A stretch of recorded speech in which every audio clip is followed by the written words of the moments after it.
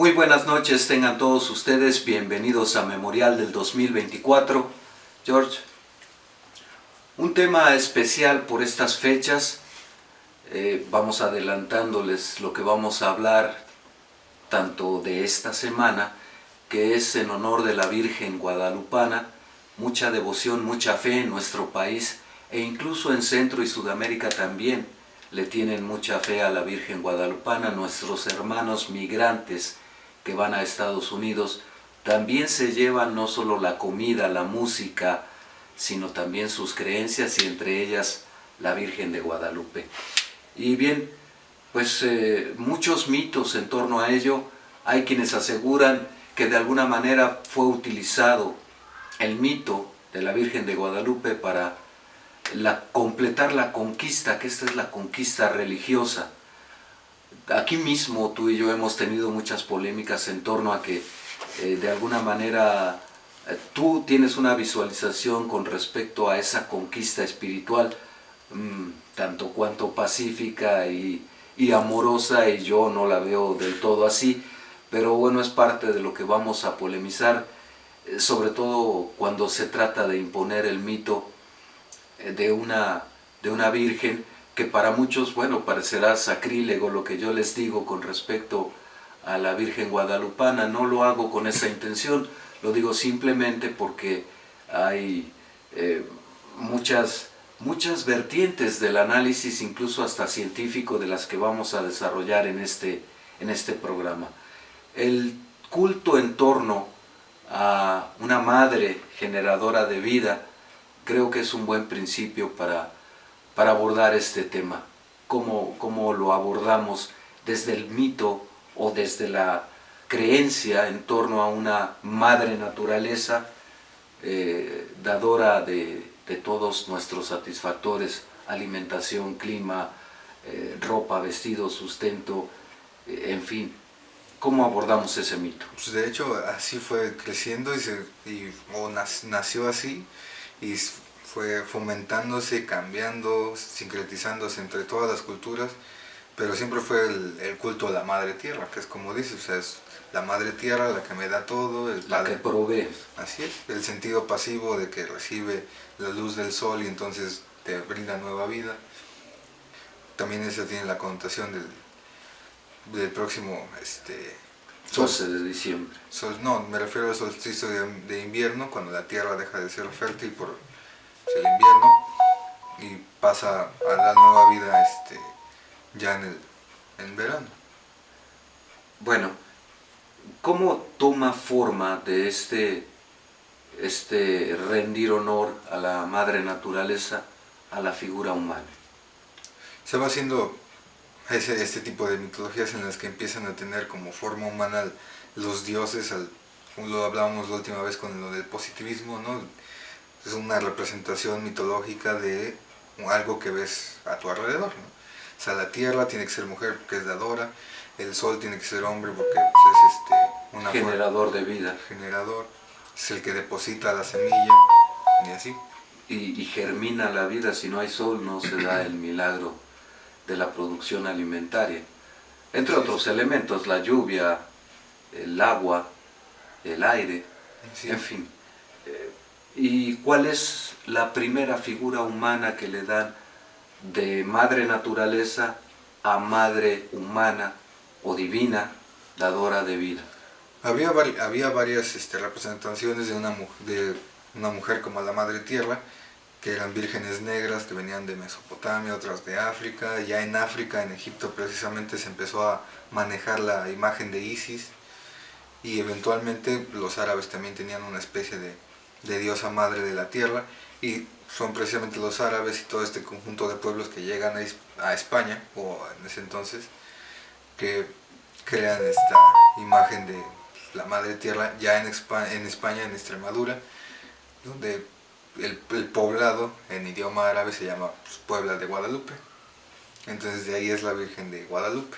De hecho, desde Extremadura, España, que de donde son Hernán Cortés y todos, o la mayoría de su séquito, pues son de Extremadura. Y en Extremadura pues está la iglesia de de la Virgen de Guadalupe, y el mito es exactamente el mismo, tiene algunos matices distintos.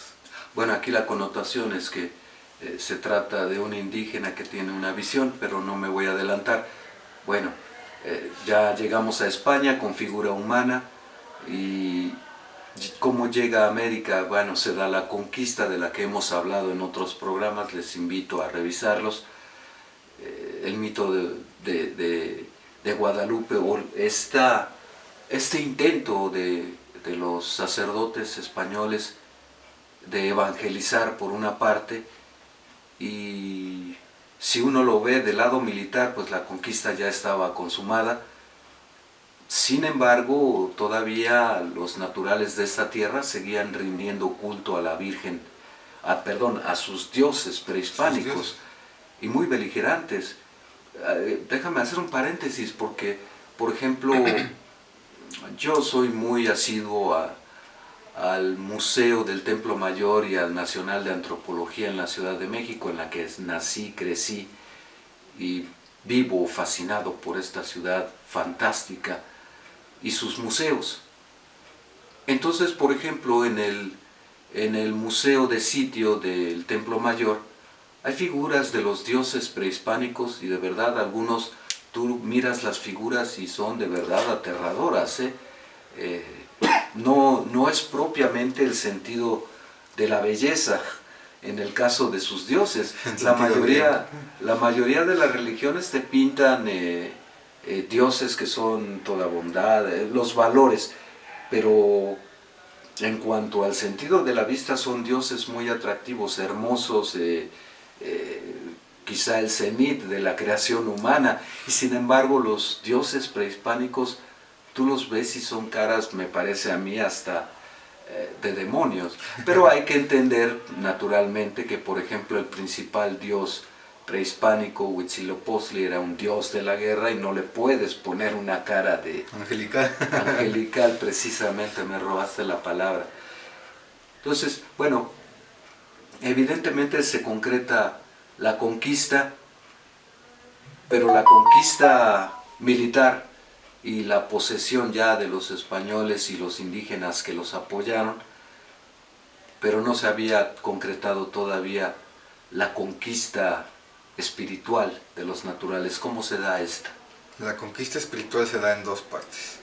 La primera, una vez que caen los mexicas a manos de los 500 españoles y los demás pueblos nativos, pues los nativos empiezan a destruir pues todas las imágenes religiosas a Huitzilopochtli, los españoles.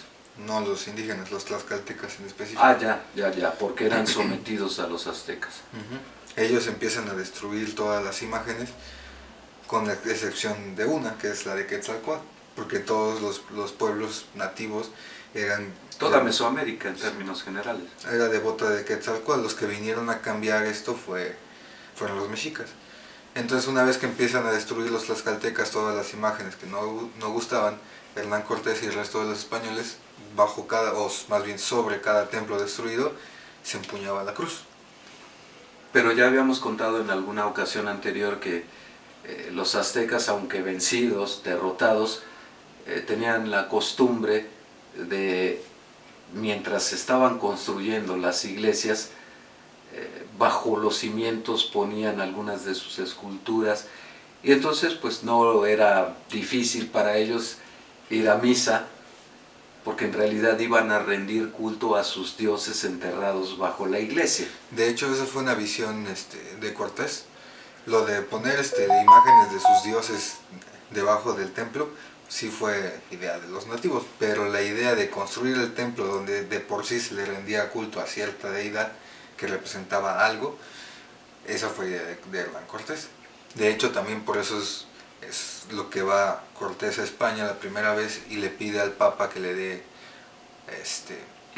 este papel que le dice que solamente él puede evangelizar y juzgar a los indios por sus creencias, digamos. Él tiene la labor de evangelizarlos y decidir si son malos cristianos para allá cuando regresa con la Santa Inquisición, que realmente la Inquisición regresó más bien a vigilar que no hubiera mestizaje. que hubo. Se les fue, no vigilaron bien, incluso muchas deben haber sido hijas suyas.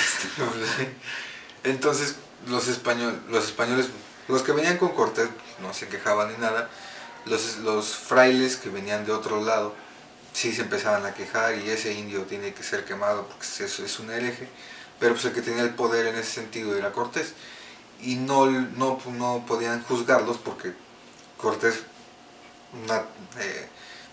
naturalmente le respondía: no te quejes de cómo están adorando a Dios, son malos cristianos, por supuesto que lo van a hacer porque se los estamos presentando básicamente. Le estamos cambiando la cultura. Entonces, pero entiende que su celebración con bailes y con incienso y ritos y todo este tipo de ritos es su manera de adorar a este Dios, que significa esta cosa y que se puede representar para nosotros de acuerdo con otra representación de la Trinidad o ese tipo de cosas, ¿no? Sobre todo hay que considerar que, por ejemplo, los pueblos mesoamericanos, todas sus deidades estaban vinculadas con la naturaleza, en contraste justamente con los europeos, que tenían figuras humanas ya muy concretas para ser adoradas. Sí, ya tenía más de 1000 años la idea de los griegos, ¿no? Con Zeus y todo esto.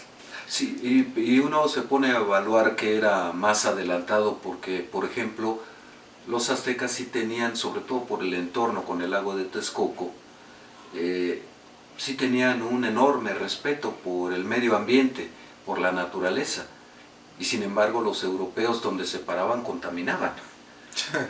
Sobre todo los ingleses eventualmente.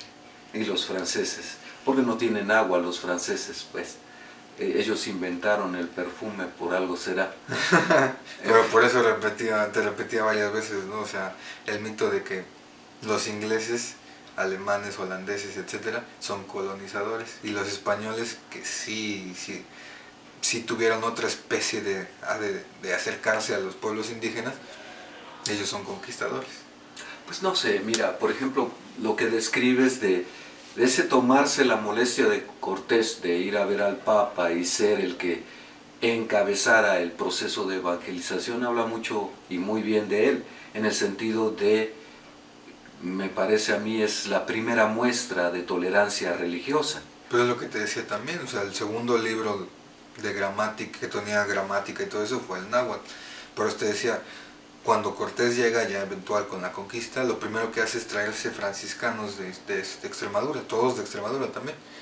¿Para qué? Porque los franciscanos no son como los católicos normales, digamos, porque los franciscanos van a llegar y no puedo enseñarte mi religión porque naturalmente tienes otra, pero hay que buscar la manera de sincretizarla. Pero ¿cómo la voy a sincretizar? Primero me vas a enseñar tu idioma, porque la forma en la que hablas es la forma en la que crees.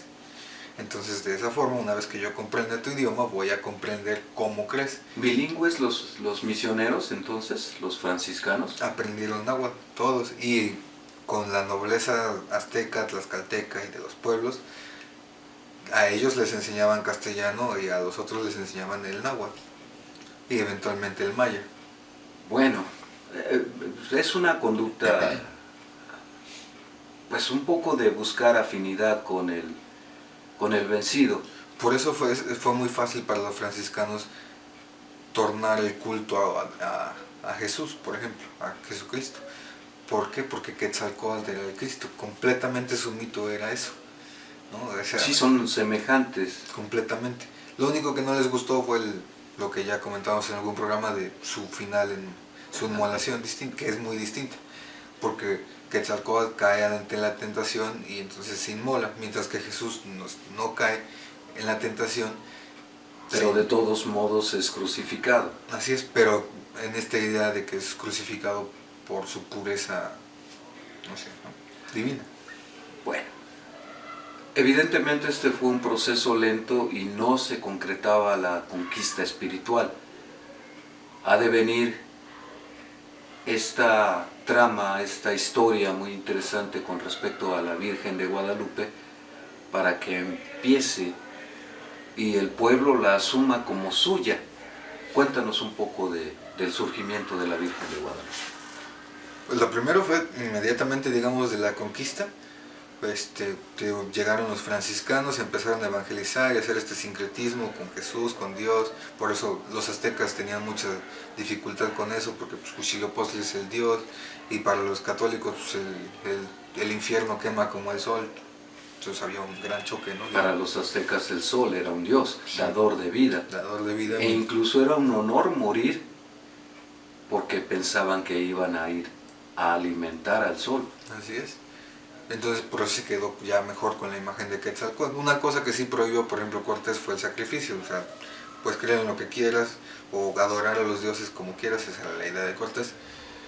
Pero el sacrificio humano está ya completamente prohibido. Y la comida, porque se dice mucho, ¿hasta qué punto es cierto que comían carne de sus enemigos? En fin. Pero bueno, entonces una vez que ya empieza como que a reorganizarse, ya pasada la conquista, pues Cortés empieza a dar cuenta de que van muchas peregrinaciones hacia cierto lugar y pues ya empieza a averiguar. ¿Cuál era ese lugar? El Tepeyac.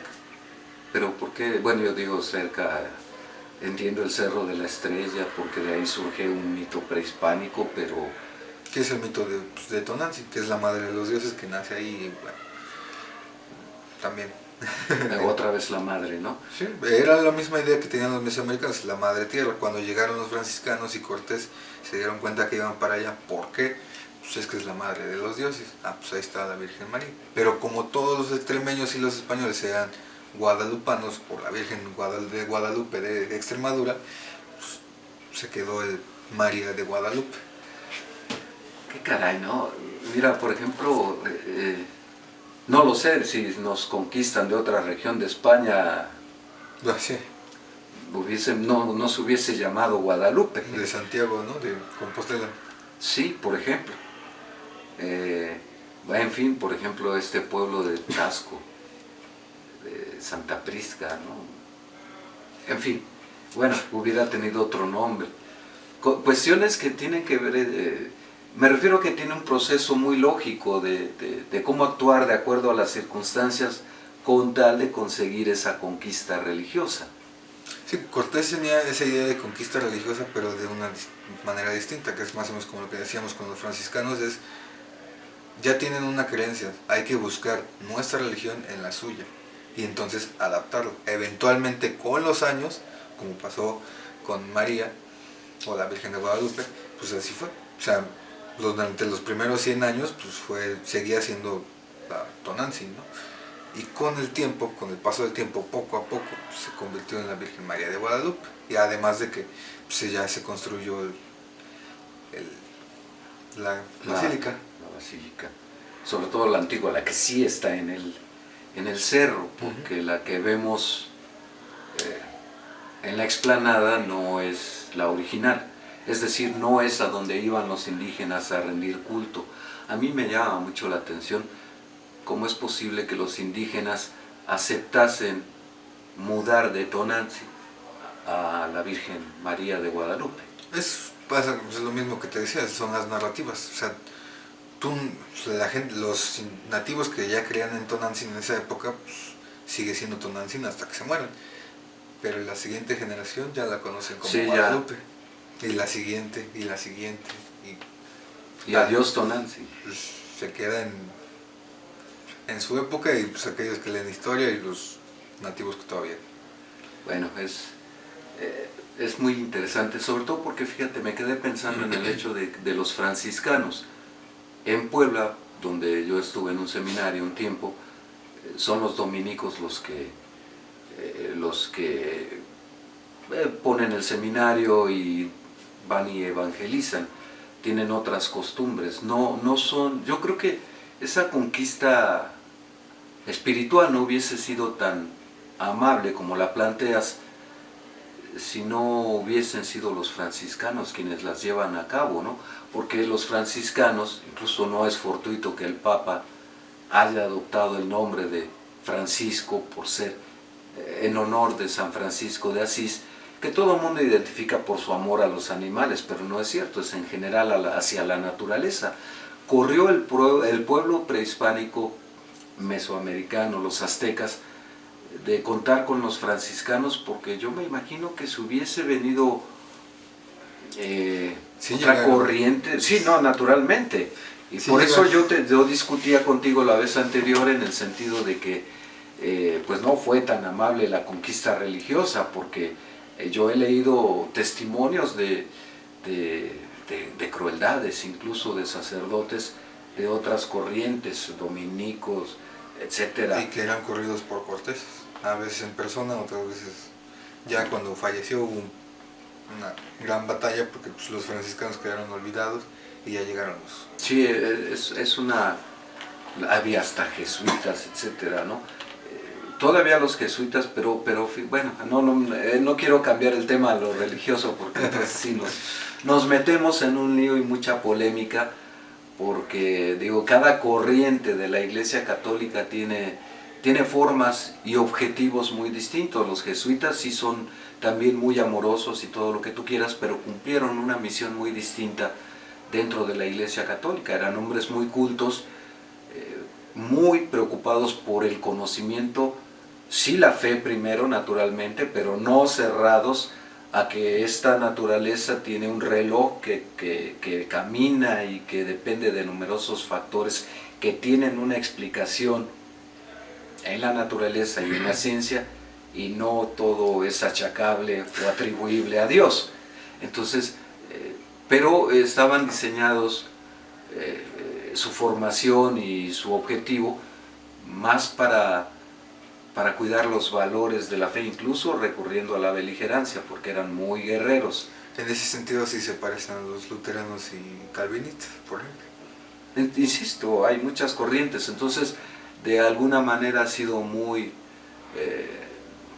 afortunado que los naturales de esta tierra tuvieran a los franciscanos para evangelizarlos, porque son más amorosos y son más comprensivos, más humanos, si vale el término, o más apegados al sentido original espiritual de amar al prójimo. Sobre todo porque pues, es lo que te decía ahorita, ¿no? Por ejemplo, los resultados de la religión luterana y calvinista los podemos ver. Ahí están las reservaciones en Estados Unidos.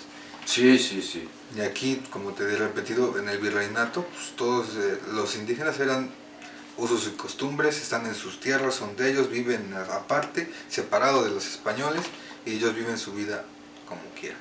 Con sus costumbres. Así es. Bueno. Ya, pues, te digo siempre, los indígenas empezaron a aparecer en el México independiente.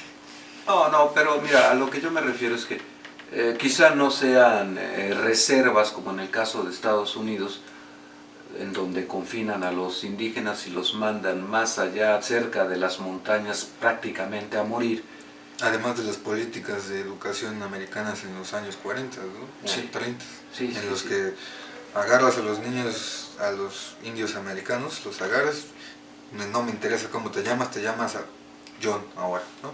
Y se acabó. Y vas a aprender inglés y tienes prohibido hablar tu lengua, y si la hablas con jabón O a golpe. o a golpes, a barazos, etc. En fin, bueno, insisto, hay que agradecer mucho a los franciscanos ¿Y a Cortés?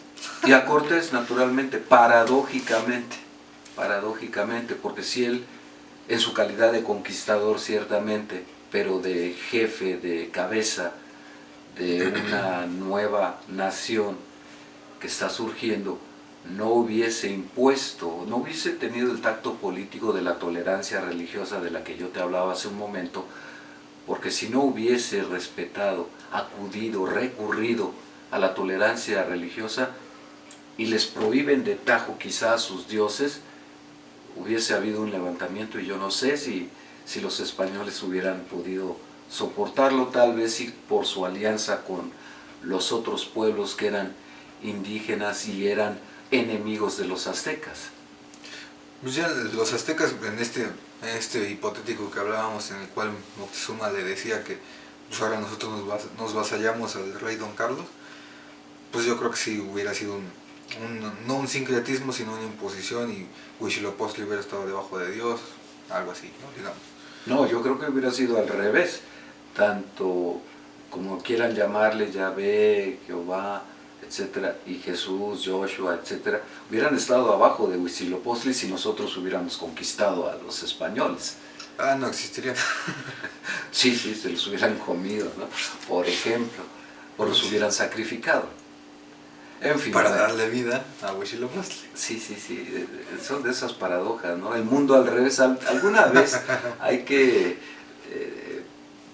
tratar de imaginar si las cosas hubieran ocurrido al revés, cómo estaríamos contando la historia. Por ejemplo, algo curioso, y se ha escrito bastante al respecto, si Alemania hubiera ganado la guerra. En fin, o sea, vamos, es mucha especulación, pero luego a veces suena interesante, aunque no tan distinto, porque en términos reales cada nación, cada imperio que intenta conquistar a otra, pues repite la misma historia de todos. Toda civilización, todo imperio tiene su surgimiento, llega a su cúspide y viene una decadencia que en su caída arrasa con todo. ¿El mismo Teotihuacán? Sí. ¿O tú? No, sí, bueno, pero fíjate que, por ejemplo, con respecto a Teotihuacán no hay datos concretos de por qué desapareció. Se habla... Se dice que a ciencia cierta lo poco que se sabe de Teotihuacán es que, al igual que los aztecas, otros pueblos nahuas llegaron del norte, la saquearon, la quemaron, la destruyeron y se acabó.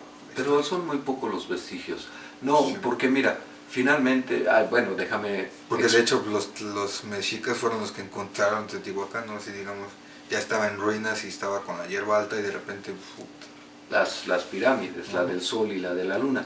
No, hay otra teoría en el sentido de que una manera inteligente de gobernarse, puesto que todo mundo era el centro de Mesoamérica, Teotihuacán,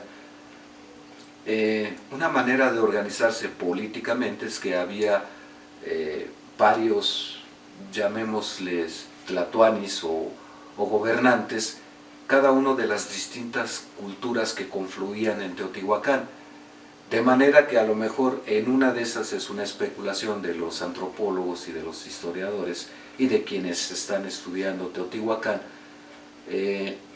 Alguna vez no hubo un acuerdo o alguien quiso imponerse por sobre los demás y sobrevino la violencia y la rebeldía, pero lo que me extraña, y yo creo que extraña también a los arqueólogos, es el hecho de que la ciudad, pocos vestigios de ser quemada, no fue arrasada ni destruida, simplemente fue abandonada, como en el caso de los mayas, que no se sabe por qué, y la naturaleza hizo su trabajo.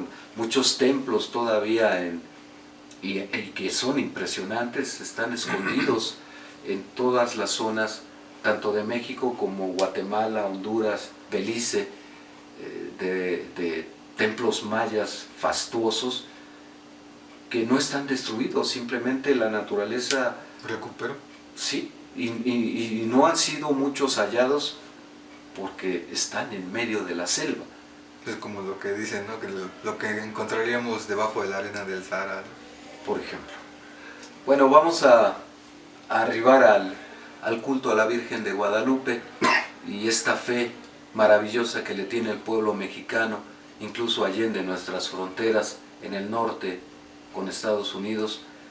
Vamos a hacer una breve pausa y enseguida continuamos. Bien, estamos de regreso en Memorial del 2024. Estamos hablando de este ferviente amor que el pueblo mexicano siente por la Virgen de Guadalupe.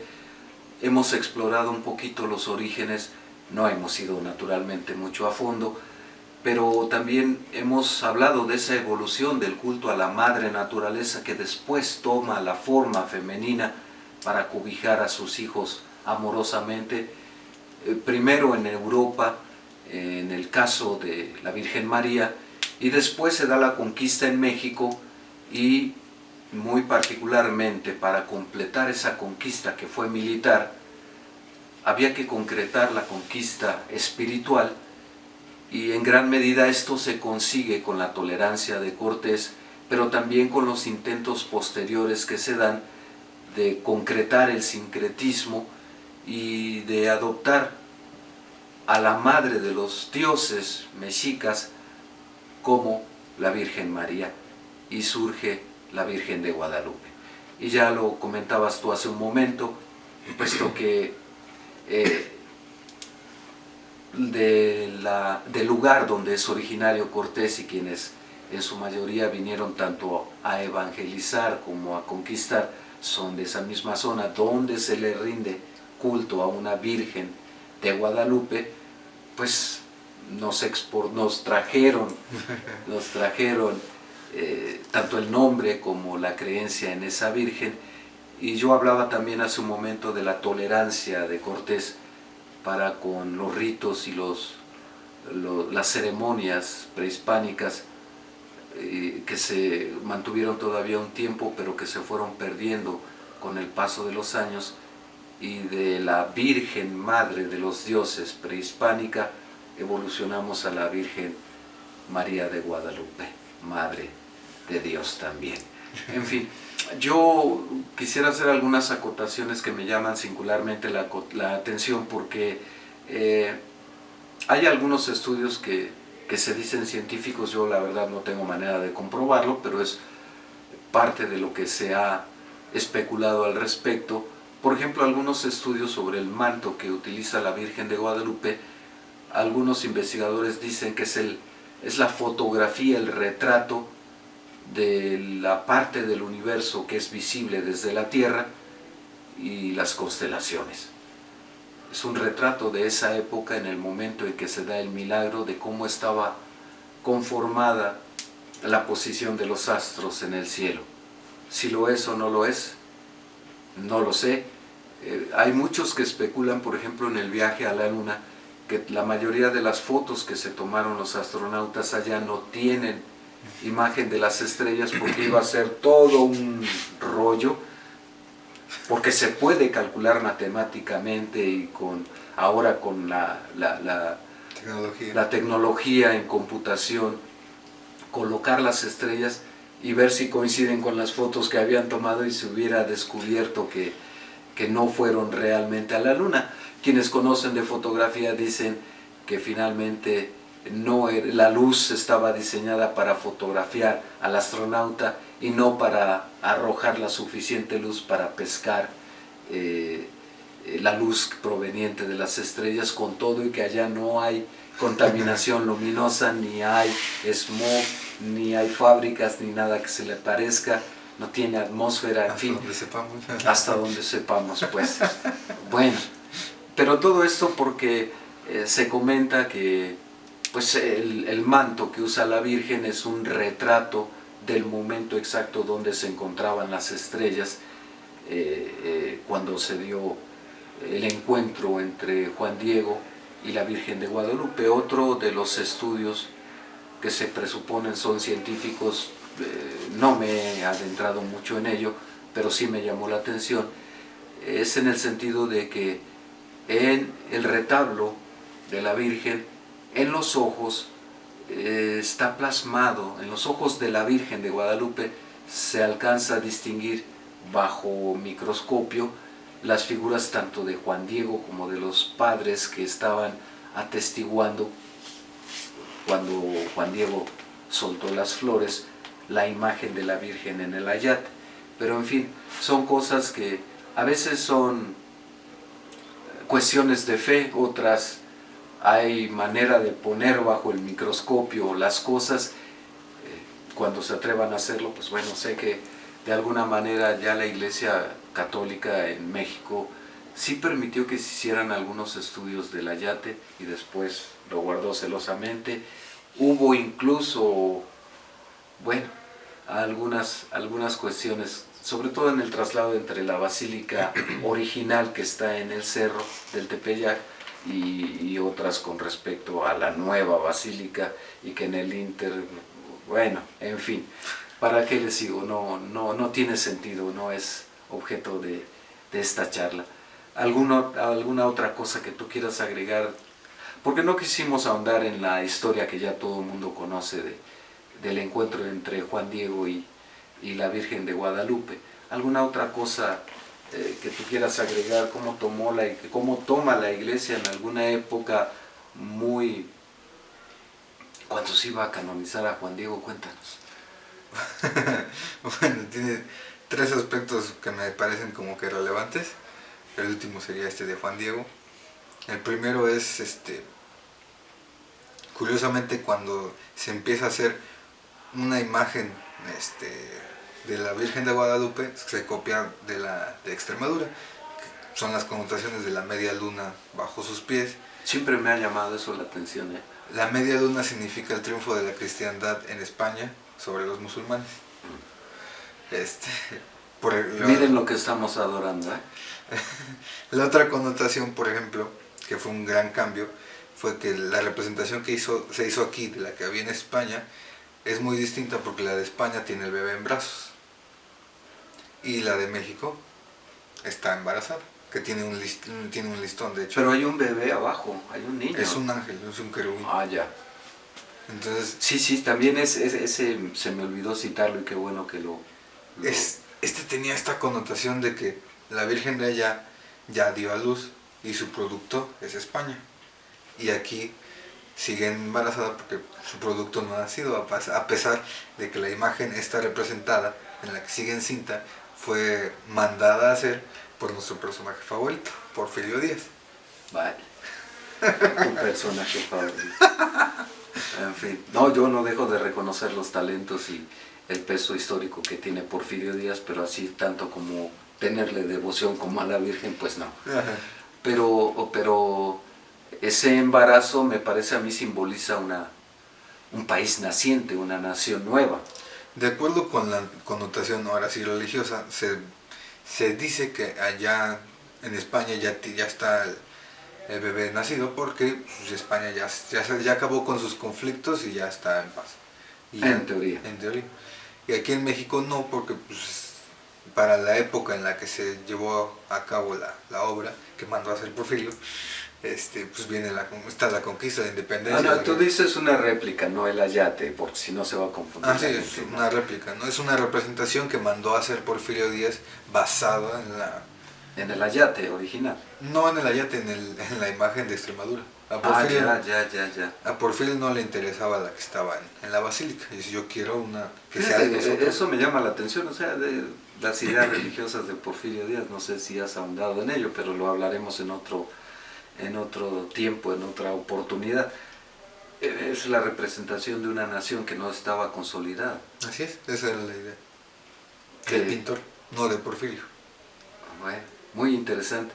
Por ejemplo, esto de la media luna, y además negra. Porque venía de la Virgen, tenía toda esta connotación en la Virgen de España. Fíjate que alguna vez, y tú has sido testigo de ello, a mí me gusta mucho pintar. Lo hago muy mal, pero me distrae, pues. Dice. Entonces, alguna vez alguien me pidió una imagen de la Virgen de Guadalupe y la pinté en un cuadro muy grande. Pero no le puse rasgos indígenas, la pinté blanca. Y me reclamaron muchísimo, muchísimo. Incluso estuvieron a punto de no aceptármela, pero bueno, lo que pasa es que a final de cuentas, yo insisto que esos rasgos morenos de esta Virgen morena, la de la guadalupana, pues es para acercar a un pueblo que tiene esas características con la religión, la católica, pero en términos reales se llame Guadalupe, se llame la Virgen de Fátima, por ejemplo en Portugal, o la que tú quieras, es la única, la Virgen María, que tampoco es así como muy blanca que digamos, pero sí tiene rasgos más claros que la guadalupana. Entonces, bueno, a final de cuentas se quedaron con el cuadro, jamás lo volví a ver, pero y tampoco a las personas, pero bueno, suele ocurrir. Pero me llamó mucho la atención, yo le hice muchísimos cambios, porque no es que no sea devoto de la Virgen de Guadalupe, cada quien es libre de creer en quien quiere y de acomodar las creencias como, que es lo que solemos hacer todos, acomodamos las creencias religiosas y hasta políticas como Dios nos da a entender, parafraseando. Pero en fin, es muy curioso. Contabas, te interrumpí porque ibas a hablar de la canonización de Juan Diego, los intentos. Los intentos. Fueron 2 intentos, ya el segundo sí se pudo. En la década de los 80 se intentó canonizar a Juan Diego y resulta que pues, vinieron los enviados del Papa para verificar su existencia histórica y todo esto. Y resulta que pues, no hay ningún registro de Juan Diego. Entonces no existe, se acabó el problema, no puede ser canonizado. Sí, pero políticamente hubiera sido un error. Ahora que lo mencionas, yo recuerdo que, porque fue muy famoso en esa época, el nuncio apostólico, que es el embajador del Vaticano en México, se apellidaba Schulenburg, y él era un férreo opositor no solo de la canonización de Juan Diego, sino de la Virgen de Guadalupe. Decía que eso jamás existió, jamás sucedió, no había por qué rendirle culto, que la única Virgen Madre de Dios era la Virgen María, y dejémonos de mitos y no vamos a adorar cualquier otra cosa que con tal de tener a la gente de nuestra parte les inventemos a su gusto para que nos rindan culto. De veras fue un nuncio muy, muy polémico. La misma iglesia en México, la conferencia del episcopado, lo veía así de lejitos, lo respetaban primero porque son religiosos, segundo por su calidad de embajador. Y después hablemos a sus espaldas. No, lo grillaron hasta que el Papa Juan Pablo II, que fue muy sensible, y yo creo que adoptó, sensible en el sentido del lío político en el que se podía meter. Deja tú eso, se lo encuentran en la calle la gente y... De a cómo nos toca, ¿no? No, pero yo me refiero a implicaciones más grandes porque, por ejemplo, en esta América Latina nuestra, lamentablemente, o por fortuna, no lo sé, no sé cómo lo califiquen, lamentablemente para la Iglesia Católica está perdiendo una amplia franja de feligresía, y para fortuna de la sociedad o se vuelve agnóstica o busca algunas alternativas en otras religiones de dudoso comportamiento y finalidades económicas, algunas incluso. En fin, bueno, ahí cada quien decide a qué iglesia entra la Panamericana, este servicio de traslado de valores, y con cuánto le quiere contribuir para seguir financiando los bienes temporales de la iglesia para que tramiten nuestra salvación eterna, como dice Joan Manuel Serrat. En fin, pero sí fue muy sonado el caso. Yo te decía de la prudencia del Papa porque, insisto, en ese contexto, particularmente en Brasil, de ir perdiendo feligresía, te opones a que se le rinda culto a la madre del pueblo de México. Incluso yo te apuesto que reciben al Papa bajo protesta y le hacen una manifestación y le dicen: o reconoces a la Virgen de Guadalupe o no te volvemos a ver aquí. Así de ese vuelo, ¿no? Que la Virgen ya tenía el trato canonizada, pero ahora está, no sé. Reconocida, no, porque no es una santa. Se canoniza a los humanos que se les comprueba que han realizado algún milagro. Sí, error. Lo que me refiero, no, lo que es que me confundí con lo que iba, que era pues a Juan Diego, por alguna razón, quién sabe de dónde salió, pues hay que canonizarlo también.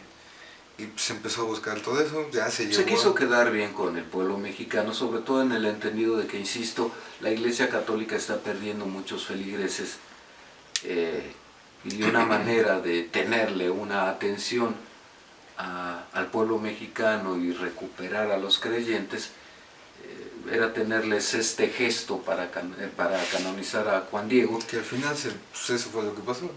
Pues porque no puedes darte el lujo de que la Panamericana ya no entre ni mandemos recursos para allá, ¿no? Pues es que se supone que pues, no se puede canonizar porque no tiene verificidad, no puedes verificar su existencia histórica, y resulta que ya para el 2000 se encontró un un papiro donde está la prueba fidedigna de que existió Juan Diego, que la encontré quién sabe dónde, no te puedo decir dónde, pero pues aquí está, toma. Y pues ya bajo los análisis, pues sí, la tela es de la época, pero pues la tinta es del siglo XX. Entonces, pues Bueno. o sea, está bien, pues ahí está tu santito. En fin, todo esto lo decimos con todo el respeto del mundo, en el entendido de que son muchos, la mayoría de los mexicanos, quienes creen tan solo por el acto de fe mismo en que se consumó el milagro de la aparición, de las apariciones de la Virgen de Guadalupe a Juan Diego, y por otra parte depositan todo su amor y toda su fe, e incluso puede uno estar o no de acuerdo, pero cuando se es testigo de las peregrinaciones que a lo largo del año, no necesariamente los 12 de diciembre, van a la basílica con una devoción esperando un milagro, tanta es la necesidad, tanto de fe como del milagro mismo del pueblo mexicano, en lo particular frente a enfermedades, adversidades, etcétera. Se tiene un familiar con alguna adicción o se tiene algún familiar que está en fase terminal o en la cárcel, etcétera, etcétera. En fin. También otro dato curioso, a mí me parece muy curioso, es la connotación que en algunos sectores se le da en cuanto a la creencia, en el sentido que se le equivale o se le une, o sea que son la misma deidad, a la Santa Muerte y a la Virgen de Guadalupe. Válgame Dios, eso sí ya sonó más, sobre todo para quienes nos ven y nos escuchan, sonará más tétrico y más herético, porque pero son también parte de las creencias del pueblo mexicano el culto a la Santa Muerte. Allá quienes quieran creer en ella o en la Virgen de Guadalupe, respetos de nuestra parte para ambas partes, cada quien es libre de creer lo que quiere y de rendirle culto a su manera, pero sí este vincularlos y fusionar una madre amorosa, en el caso de la Virgen de Guadalupe, con la Santa Muerte, me parece disparatado, pero yo creo que se deriva, me parece a mí, del hecho de que el pueblo mexicano es guadalupano y de que de alguna manera quienes rinden el culto a la Santa Muerte, pues se agarran de la Virgen de Guadalupe para que se apiade la muerte de ellos y la fusionan o hacen o tratan de hacer una especie de sincretismo. No lo sé, tolerantes, habrá que ser tolerantes, incluso ahora más que Cortés, para que podamos convivir en paz, y más políticos como el Papa para que pues no lo apedreen si no canoniza a Juan Diego, o si desconoce como Schulenburg a la Virgen de Guadalupe, en fin. Bueno, pues estamos por cerrar el programa. Algunas conclusiones al respecto. Yo te diría de mi parte que he ido naturalmente a muchos templos religiosos en distintos puntos del país, San Juan de los Lagos, en fin, Puebla, que fíjate que le dicen Puebla de Los Ángeles porque es la ciudad que más iglesias tiene en el país, en un territorio tan compacto relativamente, y todos los mitos en torno, ¿por qué le dicen Puebla de Los Ángeles? Porque dicen que todas esas iglesias, aparte de la fe, sobre todo el campanario de la Catedral de Puebla, la pusieron Los Ángeles. Parte de las creencias, en fin, hay una gran devoción. Y naturalmente he ido a ambas basílicas, la que está en el Tepeyac como la moderna, que se construyó con motivo de la primera visita de Juan Pablo II, ya en una explanada abajo. Y uno no deja de sentir la vibra, la fe, la devoción, y al margen de si uno es o no creyente,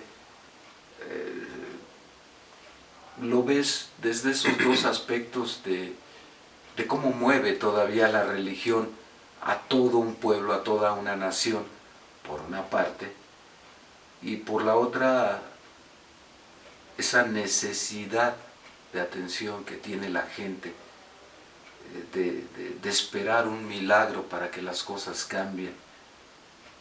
Y no me refiero a nuestra situación frente a la inseguridad o el gran número de pobres que hay en el país, sino lo digo pensando en aquellas personas que padecen alguna enfermedad y van no con objetivos políticos ni económicos ni nada que se le parezca, van por el dolor mismo humano que los lleva a tratar de depositar su fe en que va a ocurrir algo extraordinario a través de esta madre amorosa para que la vida del ser querido que está en peligro cambie. Y muchos dan testimonios de que sí ha ocurrido así. Algunos otros tendrán que aceptar la voluntad tanto de la Virgen como de Dios frente a lo que no se puede cambiar, y es todavía un reto doble que aunque no se haya podido cambiar, no se haya hecho el milagro, es un reto todavía mayor aceptar la voluntad del de allá arriba o de esa madre amorosa. En fin, déjame hacer un último comentario porque teológicamente la Virgen María, Madre de Jesús, sustituye, y Jesús mismo, sustituyen a esas dos figuras primigenias que son Adán y Eva. María, que es toda pureza, virgen y devota, pero yo lo quiero enfocar desde otro aspecto. Qué complicado debió ser para María Madre, amorosa, saber el destino que aguardaba a su hijo y no intervenir, no obstaculizarlo, no hacer todo lo posible para que no cumpliera su misión. Me parece un poco como lo de Abraham. Cuando le pide a Dios sacrificar a su hijo. Sí, ese poner primero por encima de todo a Dios, incluso por muy arriba de los hijos o de cualquier otra creencia y hasta de sí mismo. Pero, en fin, pero yo lo enfocaba en el sentido de las madres que en México, por ejemplo, somos los hijos muy sobreprotegidos por las madres. Hagamos lo que hagamos, eso es digno de admirarse, pero a veces que mal nos educan. Pero, en fin, pero yo lo digo pensando en aquellas madres que tienen problemas con los hijos y a veces hay que sí encomendarlos tanto a la Virgen de Guadalupe, María, Madre de Jesús, pero por sobre todo hay que seguir ese ejemplo porque es un ejemplo el de María, Madre de Jesús, dejarlo que cumpla su destino. Hay que estar ahí porque María Madre siempre estuvo ahí, pero dejarlo cumplir su destino. Y el destino depende del ejemplo que les damos como padres. En fin, bueno, no me quiero poner moralista ni nada que se parezca. ¿Con qué quieres cerrar tú y si nos vas a interpretar algo? Pues cerrar con la idea de que realmente pues, todos estos mitos que estuvimos hablando y la verdad histórica de María o de Juan Diego, pues realmente es para el que tiene fe, o verdadera fe, pues es irrelevante, ¿no? O sea, si lo crees a priori se acabó. Si necesitas comprobarlo algo, a comprobarlo, pues, o sea, no es fe. Y si ya lo estás viendo con otra mirada. Sí, y si necesitas comprobarlo no es fe, y si tienes fe, pues no necesitas comprobarlo. Bueno, funciona tal como lo dices, pero para quienes practican una religión, por ejemplo, yo que estuve en el seminario de Puebla, te plantean un ejercicio muy básico de reflexión y que lo tienes que poner en práctica toda tu vida. Y por una parte, te ponen a ti como sujeto de la fe. Es el que está sintiendo la fe. Aquí está la fe como el lazo y este es el objeto de la fe, el Dios allá arriba. Hay un vínculo y en la medida que asciendas por ese lazo que te une a Dios, sí con la fe, pero con el conocimiento, es más fácil que llegues arriba. dicen, pues, es parte de los ejercicios que tendríamos que practicar cotidianamente en nuestro acercamiento con un poder superior, le llamen como le llamen los que son creyentes. Y en el caso de los agnósticos que dicen, pues yo no practico ninguna religión, pero creo en Dios. Y en el caso incluso de los ateos, yo no sé qué tan afortunados sean, en el sentido de que no hay nada a que aferrarse. Y si no hubiese un Dios, habría que inventarlo. Algunos dicen que ya lo hicimos, pero siempre es necesario creer en un poder superior. Hay quien dice, bueno, hay que orientar la fe en sí mismo. Hay que orientar la fe en sí mismo, es más tangible, estás consciente de tus potencialidades, de tus límites y de tus aspiraciones y las puedes construir. Pero fuera de nosotros, cuando nos enfrentamos a dilemas como estar frente a la muerte, cuando se padece una enfermedad terminal, cuando se vuelve uno dinosaurio y ya sabes que te queda menos tiempo, y dices, bueno, ¿cómo voy a preparar mi salida del teatro de la vida? O aquellas muertes inesperadas, ¿no?, derivadas de un accidente, si no se vivió con fe. En fin, es muy complicado. Vamos a hacer una breve pausa y nos despedimos con algo de música. Estamos de regreso en Memorial del 2024. Hablamos este programa, lo dedicamos a esta fe maravillosa que tiene el pueblo de México por la Virgen de Guadalupe, cuya celebración estamos próximos a vivir en los siguientes días. Y también hay un aspecto fundamental. Ya decíamos hace un momento que pues el día previo al 12, a las 12 de la noche justamente, mucha gente suele llevarle las mañanitas a la Virgen. Se componen numerosas letras y canciones en su honor, y a mí me ha llamado muy singularmente, siempre lo ha dicho Alex Lora, que él es muy devoto de la Virgen, dice él, y hasta le compuso una canción. No, yo no tengo por qué dudarlo de su fe, no sé si sea cierto o no, Eso dice. pero le ha compuesto una canción a la Virgen, y yo no sé mucho de qué habla esta canción, no lo sé. Pues es un intento de oración, digamos, por decirlo de alguna manera, no me la sé, pero por ese sentido va, o sea, sí la he escuchado muchas veces.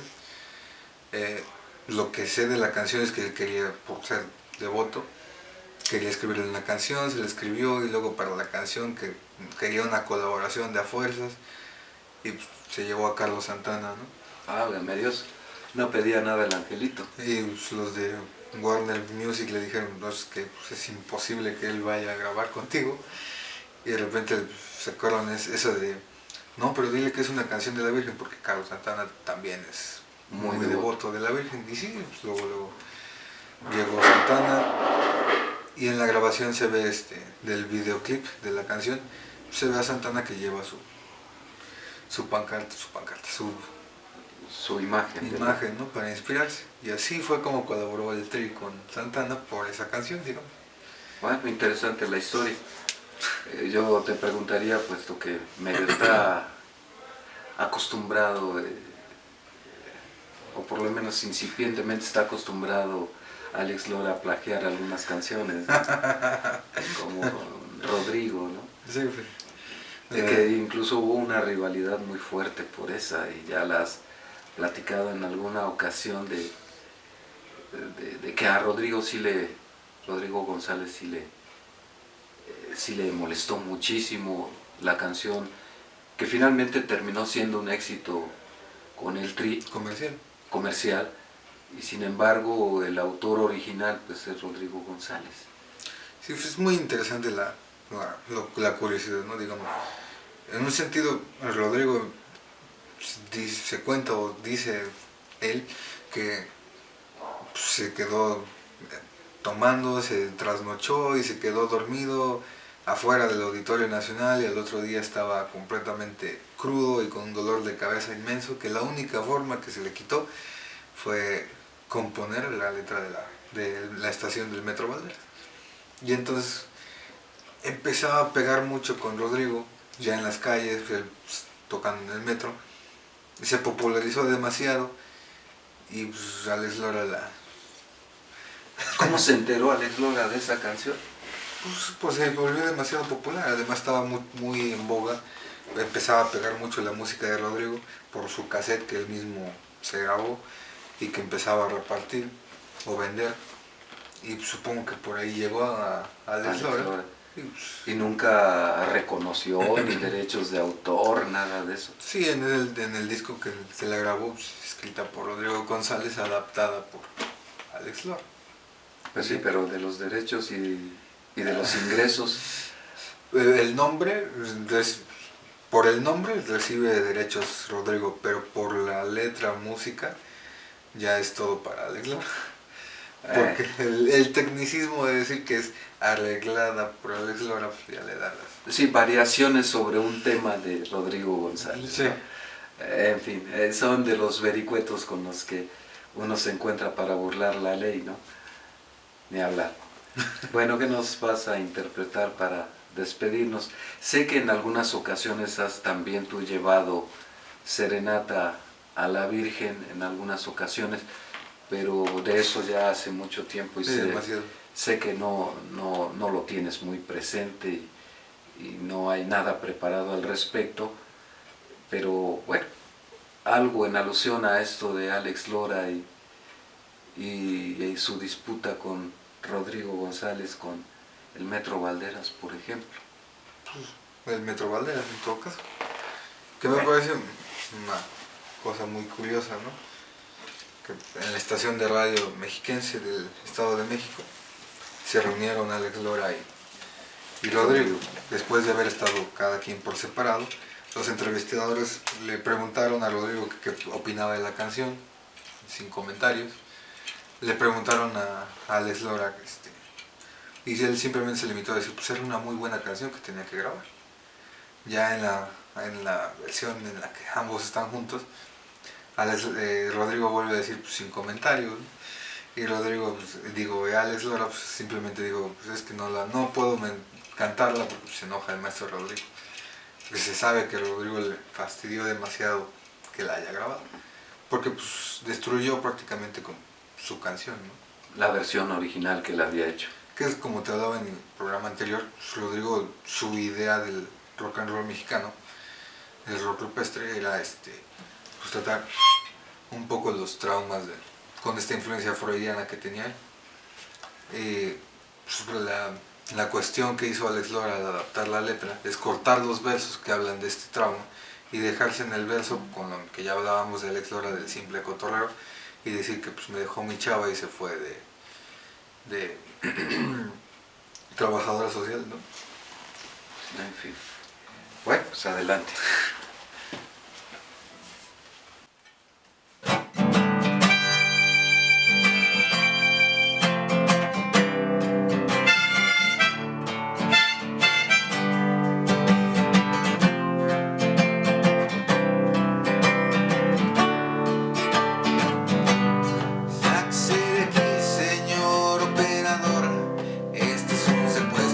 Manejo el convoy.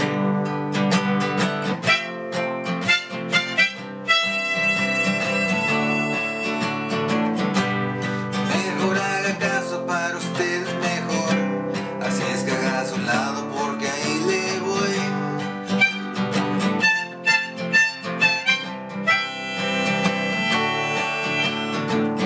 Hace 4 años que a mi novia perdí en esas muchedumbres que se forman aquí. La busqué en andenes y en salas de espera, pero ella se perdió en la estación de Valderas. En la estación del Metro Valderas. Ahí fue donde yo perdí mi amor. En la estación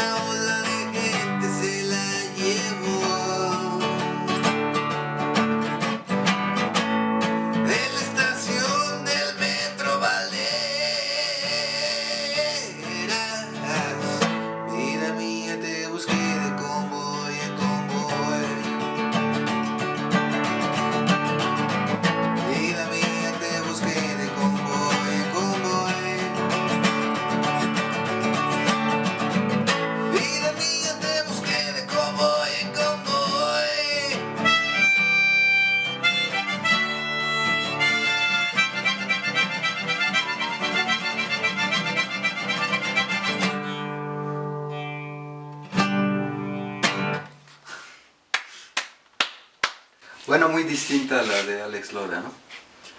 En fin, yo creo que cada cual tiene su espacio. Alex Lora ha tenido la fortuna de trascender varias generaciones y sigue gustando mucho su música. Yo no tengo nada contra él. No frecuento mucho su música, insisto, lo tengo que repetir, no me gusta mucho su voz, pero hay algunas canciones que sí me gustan. Yo incluso he comentado en algunas ocasiones que Armando Manzanero, el maestro Armando Manzanero, decía que uno de los compositores, claro, están las élites, ¿no? Como José Alfredo, el propio Juan Gabriel, Ferrusquilla, etcétera, pero que, porque a Armando Manzanero le tocó esa misma época de los 60 también, entonces dice que él admiraba mucho la facilidad y el ritmo que tenía Alex Lora para componer. Dos personalidades totalmente distintas, Armando Manzanero un romántico incurable y Alex Lora pues metido en otras cosas, ¿no? Y se metía a otras cosas, pero en fin. Bueno, pues algo que tú quieras agregar para despedirnos. Otra vez muchas felicidades a quienes van a celebrar a la Virgen y van a llevarle serenata. A lo mejor ese día grabamos algo con alguna serenata, nada más para subirlo así como para que quede constancia de que muchos años lo hiciste y de que como todo lo que vamos dejando en el camino se va perdiendo, se va olvidando y pues perdiste esa costumbre de la serenata a la Virgen de Guadalupe. A lo mejor, pues digo, no está de más si tú quieres no recuperarla, pero sí rememorarla por lo menos. Esa sana costumbre no quita nada de llevarle serenata a la Virgen. ¿Con qué te quedas? Yo creo que lo más importante es lo que decía yo hace un rato, ¿no? O sea, para los que tienen fe, pues la comprobación es irrelevante y si necesitas comprobarlo ya no es fe y pues realmente mientras exista esa fe, esa esperanza, digamos, pues realmente lo demás es irrelevante. Pues sí, es una etapa en la que de alguna manera culmina un año y hay que hacer muchas reflexiones de pérdidas, de alguna manera también agradecer el hecho de que seguimos vivos, de levantar la mirada y seguir haciendo planes hacia el futuro, de a pesar de las adversidades, de los olvidos, están también las ilusiones, la fe que tú mencionas y el deseo ferviente de seguir aprendiendo cómo ser mejor persona. Muchas reflexiones para este fin de año, pero también yo espero, por sobre todo, muchos proyectos para el que viene ya próximamente y que además entraña muchísimos retos, particularmente en lo político. Hasta aquí por ahora. Les agradecemos mucho habernos acompañado. Cuídense mucho. Hasta pronto.